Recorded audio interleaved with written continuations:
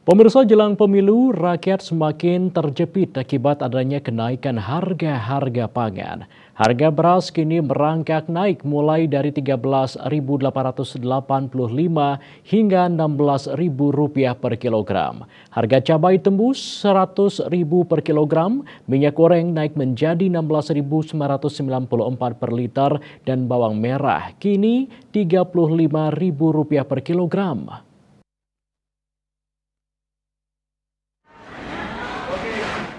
Demikian juga daging ayam ras naik menjadi Rp38.765 per kilogram, telur ayam ras menjadi Rp28.009 per kilogram, bawang putih naik 1,73% menjadi Rp32.381 per kilogram, gula naik menjadi Rp15.466 per kilogram, dan tepung terigu naik menjadi Rp12.963 per kilogram.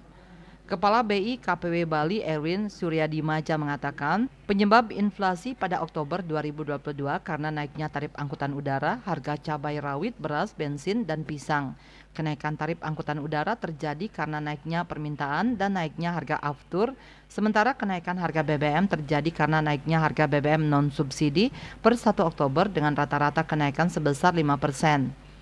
Menyikapi hal itu, Erwin meminta agar seluruh pihak lebih waspada terhadap potensi kenaikan permintaan menjelang akhir tahun.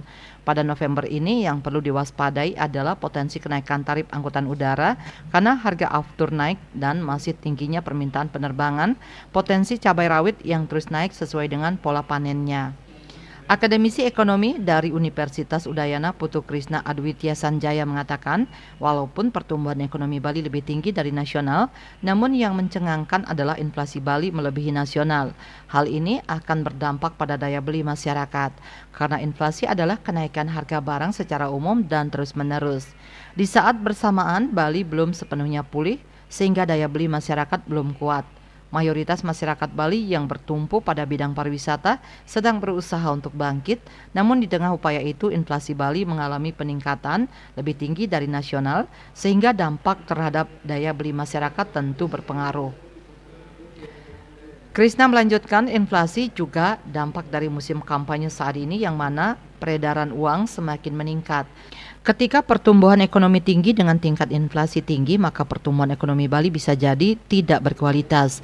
Menurutnya, pertumbuhan ekonomi dikatakan berkualitas jika pertumbuhannya mampu memberikan dampak trickle down effect seperti penyerapan tenaga kerja dan peningkatan pendapatan. Sementara berdasarkan data BPS, masih ada masyarakat yang bekerja tidak penuh atau paruh waktu dan setengah menganggur, artinya bekerja kurang dari 35 jam per minggu. Hal ini tentunya mempengaruhi penghasilan mereka. Meskipun tren pekerja paruh waktu dan setengah pengangguran menunjukkan tren penurunan dari Agustus 2021 hingga saat ini. Tingkat setengah pengangguran pada Agustus 2023 sebesar 2,57%. Hal ini berarti dari 100 penduduk bekerja terdapat 3 orang yang termasuk dalam kategori setengah pengangguran.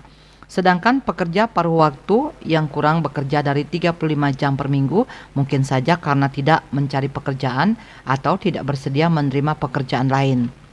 Tingkat pekerja paruh waktu di Bali pada Agustus 2023 sebesar 24,54%, yang berarti dari 100 orang penduduk bekerja terdapat sekitar 24 orang yang masuk dalam kategori pekerja paruh waktu. Citamaya, Bali Post melaporkan.